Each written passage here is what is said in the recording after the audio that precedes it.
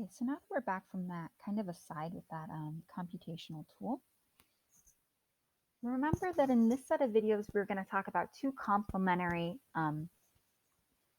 tools or topics, direction fields and equilibrium values. So next up, we're going to move on to those equilibrium values. And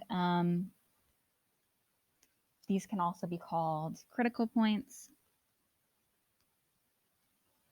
stationary points. It's a very useful and so popular idea, and so there's a lot of different vocabulary depending on the field. So I'll say equilibrium to keep things consistent.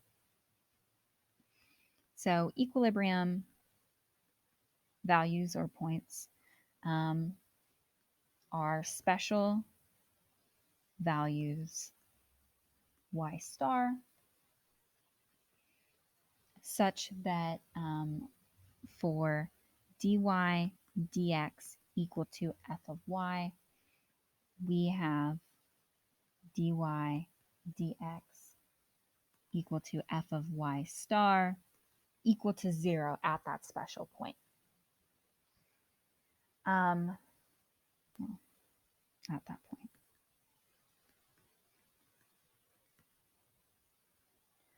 So importantly, this is something we only think about for autonomous solution or autonomous differential equations.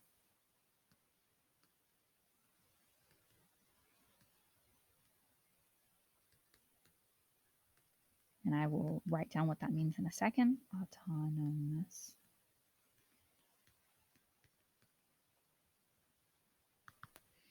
And that just means not f of xy like we had before, just f of y is what that means. It doesn't depend on x on the right-hand side.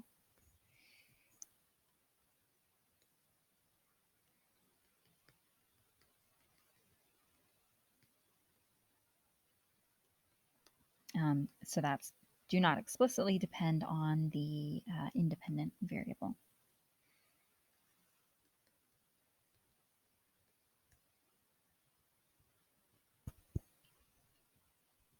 And the reason for that is because an equilibrium value is going to kind of tell us places where a differential equation tends to settle in for a long time.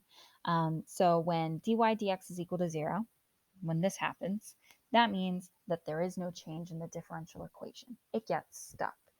If you depended on your independent variable, then you would just have to wait a little while for something new to happen, and then you wouldn't be stuck anymore. So, for example, we're going to look at a model from section 2.8, which is the logistic growth model. So it's a really popular thing that pops up in biology, and it describes a population which is limited by available resources.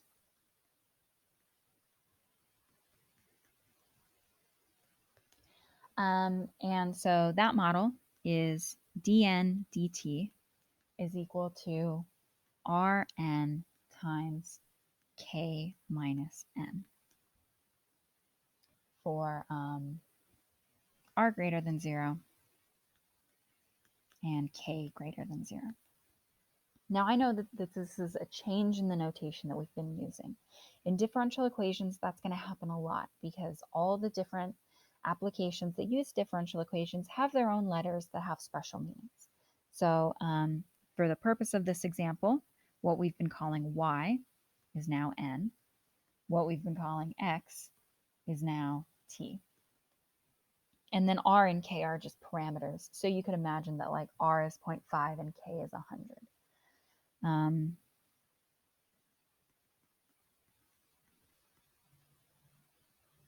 write that.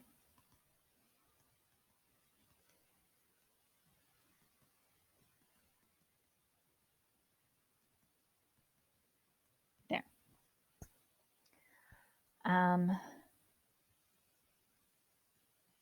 But that's not important for actually doing this problem. That's just a little aside. What we were talking about was over here, we find our equilibrium values by finding special values so that the right-hand side, the thing that's not the derivative, is equal to 0. So we want dn dt equal to 0, or 0 is equal to Rn times k minus n. If we solve that, we're going to be finding the special values n star that are equilibrium values. So we can do that two different ways. If n star is 0, then r times 0 is 0 times anything is still 0. Or if k minus n star is 0, then k minus n star is 0 times anything is 0. And so that just means that n star has to be k. So the equilibria are n star is equal to 0 and n star is equal to k. That's just an application of the definition of what an equilibrium is. What I'd like to do real quick is tie this exact same thing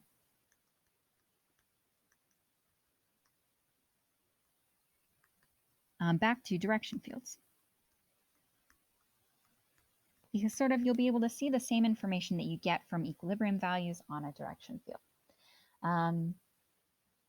So our direction field was in ty or xy plane. Now that's going to be the tn plane because we just said that x has become t, y has become n. I know it's confusing. It's going to happen a lot.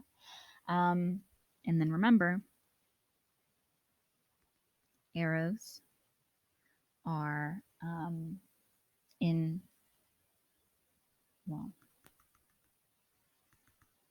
arrows have slope f of xy. That means slope f of n for us. That means Rn times k minus n. Oh, wow. I don't know how I managed to do that just now. Okay. Sorry. It's just going to have to be good enough. So they're actually not going to depend on t or x in this case. And what we just found was that at 0 and k, that's going to give us this thing equal to 0. So when we plug in n equals 0 or n equals k,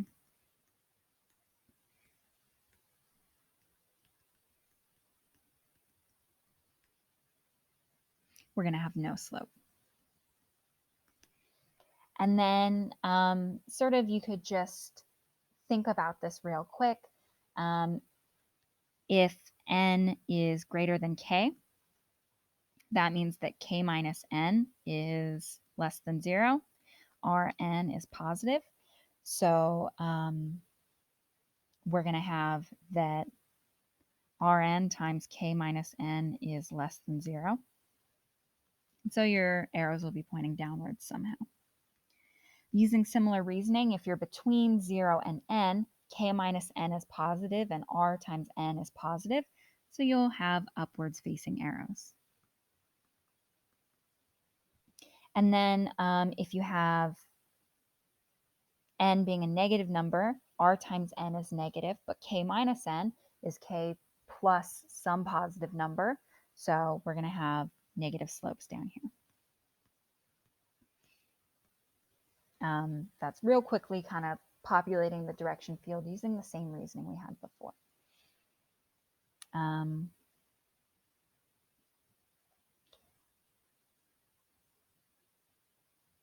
And so if you kind of look at this direction field of the problem, you can kind of see, if you start over here, you have a tendency to head up.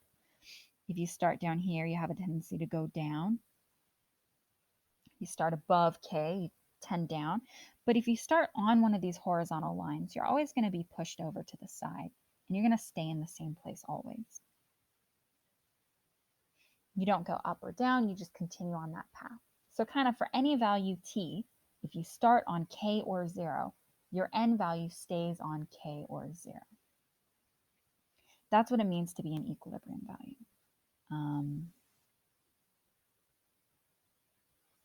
Okay, well, whatever.